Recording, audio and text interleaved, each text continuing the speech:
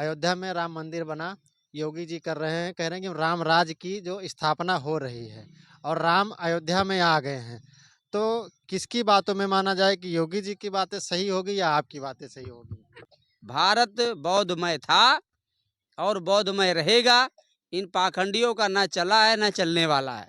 नमस्कार, आपका स्वागत है न्यूज़ 100 भारत में और मैं हूं अमरेश प्रजापति। आज हमारे साथ मौजूद हैं बात करने के लिए पवन बौद्ध जी और आज हम इनसे बात करेंगे कि आखिर बौद्ध धर्म है क्या और बौद्ध जहाँ की जो सनातन धर्म के जो लोग हैं वो बौद्ध धर्म को सनातन का विरोधी मानते हैं। तो बहुत सारे जो सवाल हैं आज हम इनसे पूछेंगे और जानने का प्रयास करेंगे और आपको भी बताएंगे। बहुत बहुत स्वागत है सर आपका। आप भारत चैनल का मैं सम्मान करता हूं और बहुत बहुत धन्यवाद जो कि आप कवरेज कर रहे हैं, जो वीडियो बना करके और समाज को जागरूक करने का काम कर रहे हैं। तो जैसा सवाल आपका ये है कि बौद्ध धर्म सनातन धर्म, बौद्ध धर्म धर्म नहीं है। बौद्ध एक विचारधारा है, बौद्ध एक जीने की परंपरा है और बौद्ध जो है एक रास्ता है, मार्ग है। और जो सनातन की बात करते हैं ब्राह्मण लोग, जो कहते हैं सनातन धर्म, तो सनातन हमारा है, बुद्धों का है, बौद्धों का सनातन है। ब्राह्मणों ने साजिश करके बौद्धों को, बौद्ध का जो ये चुरा लिया, सनातन सनातन जो रटते रहते हैं, ये हमारा है। और ब्राह्मणों के पास तो वो नंगे आए थे हमारे भारत में, उनके पास तो कपड़े नहीं थे। हमने उनको कपड़े पहनाया, खाने की तमीज सिखाया। उनको खाने की भी तमीज नहीं था, उनके तन पे कपड़े भी नहीं थे। और हम बौद्धिस्ट लोग थे, हम लोग करुणा मैत्री भाव संभाव के लोग हैं, इसलिए हमने उनको कपड़े पहनाया और जो है उनको खाना खिलाने की तमीज सिखाया। और हमारे ही व्यवस्था को उन्होंने छिन्न भिन्न करके हमारे लोगों को मार करके, और वो त्योहार, तीज त्योहार, हमारे ही पुरखों को, हमारे बाप दादाओं को मार करके और हमारे लोगों के ऊपर थोप दिया। आज ये जो होली का त्योहार आज के दिन में जो लोग हमारे पूरे देश में लोग मना रहे हैं, वो हमारी पिछड़ी जात, अनुसूचित जाति के लोग। पहली बात तो ये हिंदू नहीं है। यदि वो हिंदू होते तो आपस में रोटी बेटी का रिश्ता होता, इसलिए वो हिंदू नहीं है। नंबर एक बात। दूसरी चीज, जो ये होली मनाने की जो प्रथा सदियों से चली आ रही है, ये हमारे समाज की महिला का अपमान करने का मामला है। किसी भारत के महिला का, जिससे हम जन्म लेते हैं, हमको भी महिला ने जन्म दिया है, इसलिए हमें अपने माँ बाप महिलाओं का सम्मान करना चाहिए। भारत के नारी, भारत की महिला से सम्मान करना चाहिए और उसका अपमान नहीं करना चाहिए। इसलिए मैं पूरे भारत के लोगों से आह्वान करना चाहता हूँ, संदेश देना चाहता हूँ कि महिला को जला करके और ये जो होली का पर्व मनाया जा रहा है, इसको बंद करना चाहिए। हमारे शिक्षित भाई, जो नवयुवक लोग हैं, जो पढ़े लिखे लोग हैं, उनकी ज़्यादा जिम्मेदारी बनती है कि जो हिरण्यकश्यप हरदोई के राजा थे, उनकी बहन का नाम होलिका था, उसके लड़के का नाम प्रहलाद था। और वो प्रहलाद को बताते हैं कि प्रहलाद को लेके होलिका जो है आग में बैठी और जो है होलिका जल गई और प्रहलाद बच गया। मैं तो ब्राह्मणों को चैलेंज करता हूँ कि वो आज अपने लड़के को लेकर के आवे, कंडा लकड़ी की व्यवस्था हम करेंगे और आग हम ही लगाएंगे, और वो जल करके बच जाएं तो मैं मान लूंगा कि होली दहन सही है। हमसे साक्ष्य पूछते हैं तो मैं इसका विरोध करता हूं और मैं भारतीय महिलाओं का सम्मान करता हूं। किसी महिला को जला करके जश्न मनाना, दारू पिलाना, आप बताइए, दारू पिला करके लाखों करोड़ों सरकार कमाती है और सरकार ये पोपो डंडा अंधविश्वास सरकार खुद पैदा करती है। सरकार चाहती है कि ये जनता, ये पिछड़ी जात, अनुसूचित जाति के लोग बेवकूफ और नालायक बने रहें, गधे बने रहें, तो हमारी कुर्सी मजबूत रहेगी। इसलिए ये प्रथा और ये सड़ी गली व्यवस्था जो सदियों से चली आ रही है, इसका हम विरोध करते हैं और इसका हम धिक्कार करते हैं और होलिका दहन का हम विरोध करते हैं। इसलिए हमारे यहाँ, हम तो कई साल से होली हमारे घर में नहीं मनाया जाता। हमारे घर में मिष्ठान भोजन जो भी लोग बनाते हैं अपने घर में होली के दिन, हमारे घर में नहीं बनता। मेरा पवन बौद्ध नाम है और मैं बुद्ध विचारधारा का व्यक्ति हूँ।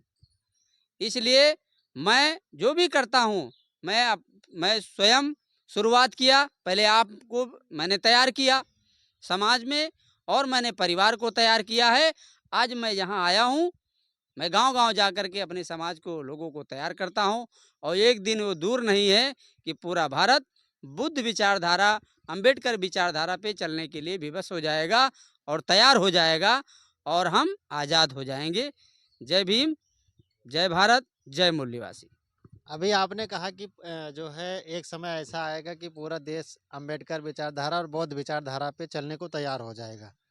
अयोध्या में राम मंदिर बना, योगी जी कर रहे हैं, कह रहे हैं कि राम राज की जो स्थापना हो रही है और राम अयोध्या में आ गए हैं। तो किसकी बातों में माना जाए कि योगी जी की बातें सही होगी या आपकी बातें सही होगी? देखिए, जहाँ तक राम का सवाल है, राम नाम का भारत में कोई व्यक्ति ही नहीं था। तो राम नाम का कोई व्यक्ति भारत में था ही नहीं, वो राम राज नहीं ब्राह्मण राज लागू करना चाहते हैं। तो राम जो है, राम का नाम पुष्यमित्र शुंग है। अब पुष्यमित्र शुंग का सबसे, अरे इतना हंसी आती है ऐसे धर्म पे, ऐसे पाखंडियों पे, कि अगर पूछा जाए कि राम कैसे पैदा हुए, तो बताते हैं कि राम खीर खा के पैदा हो गए। अगर खीर खा के राम पैदा हो गए, तो खीर खा करके लोग बच्चे पैदा करते हैं, क्या राम राम चिल्ला रहे हैं?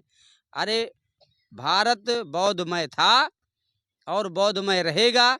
इन पाखंडियों का ना चला है ना चलने वाला है। जब तक उनका बाजार गर्म है तब तक चल रहा है। जिस दिन अम्बेडकरवादी, जिस दिन बुद्धिस्ट लोग और ये पिछड़ी जात अनुसूचित जाति के लोग जाग गए और जागरूक हो गए, तो इनका राज तो खत्म हो जाएगा, लेकिन हमारा राज पुनः बौद्ध राष्ट्र लागू होगा और ये होके रहेगा। अभी आपने कहा कि जो है इनका राज खत्म होगा हमारा। अभी एक ओबीसी के नेता हैं, बौद्ध विचारधारा के हैं, मौर्य जी।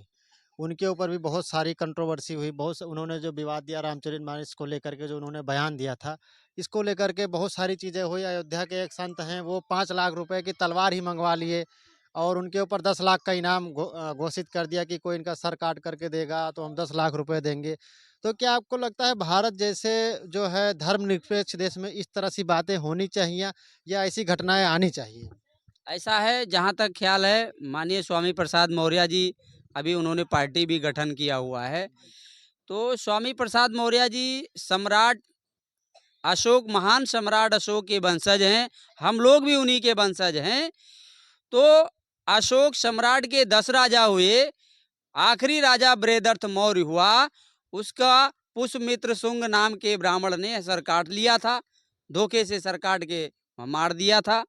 इसलिए स्वामी प्रसाद मौर्य जो मौर्य वंश के व्यक्ति हैं, तो ये ब्राह्मण वो लोग जो ये साधु संत लोग हैं, मैं तो इनको पाखंडी कहता हूँ। ये संत नहीं है, संत का कार्यक्रम ये नहीं है। संत किसी को मारने की बात नहीं करता, किसी जीव का अन्न काटने की बात नहीं करता, संत को तो गुस्सा भी नहीं आता है। तो ये ब्राह्मणवादी व्यवस्था से गरिष्ठ हैं, और जो है इनके वही लंगोटी है और की तो लुंगी है इनके पास, और इनके अलावा दिमाग तो है ही नहीं है। तो इसलिए मैं ये कहना चाहता हूँ कि स्वामी प्रसाद मौर्य जो मौर्य वंश के व्यक्ति हैं, ये जो सर काटने की बात करते हैं, ये संविधान के दायरे में गलत है, और ऐसे लोगों पर सख्त से सख्त कार्रवाई होगी। और कार्रवाई वो क्या करेंगे, हमारा समय आएगा और बहन जी जब प्रधानमंत्री बनेंगी तो हम उनको सजा देंगे, हम उनके ऊपर कार्रवाई करेंगे। बहन जी, आप कह रहे हो प्रधानमंत्री बनेंगी, वो तो इंडिया गठबंधन के खिलाफ में जो प्रत्याशी खड़ा कर रही हैं। देखिए, बहन जी के ऊपर जो लोग भी टिप्पणी करते हैं, हम लोग, वो राष्ट्रीय नेता हैं और देश की गौरव हैं। वो देश विदेश में आयरन लेडी कही जाती हैं, और ऐसा नेता भारत में हुआ नहीं। यहाँ तो विपक्षी आज जो वर्तमान में भारतीय जनता पार्टी की सरकार है, वो तो खुद कहते हैं कि सरकार तो बहन जी चलाती थी। अच्छे अच्छे लोग उनके सरकार में पनाह भूल गए, और गलती करने वाले या तो घर में बैठ गए या तो देश छोड़ के चले गए। अब क्या परिस्थिति है, उनका पर्सनल मामला है, वो बहन जी से हमारे लोग, आप लोगों को पूछना चाहिए। लेकिन जहाँ तक मैं सम्मान करता हूँ, वो हमारे समाज की जो है एक अच्छी लीडर हैं। इसलिए उनका जब समय आएगा, हर आदमी का जो है अपना अपना विचार होता है, होता है, और एक दिन समय ज़रूर आएगा कि बहन जी प्रधानमंत्री बनेगी और सरकार भी चलेगी। आज भी ये भारतीय जनता पार्टी का मामला है, तो ये सरकार इनकी आई है, बनाई गई है, चली भी जाएगी। तो जब ये जाएँगे तो कौन आएगा? ज़रा मुझे कोई बताए।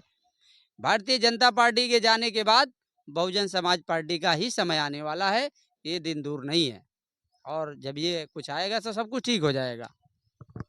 चलिए, जैसा कि अभी आपने सुना पवन बौद्ध जी को, और बाकी आप देश दुनिया की खबरों के लिए तब तक के बने रहें, तब तक के लिए जय हिंद।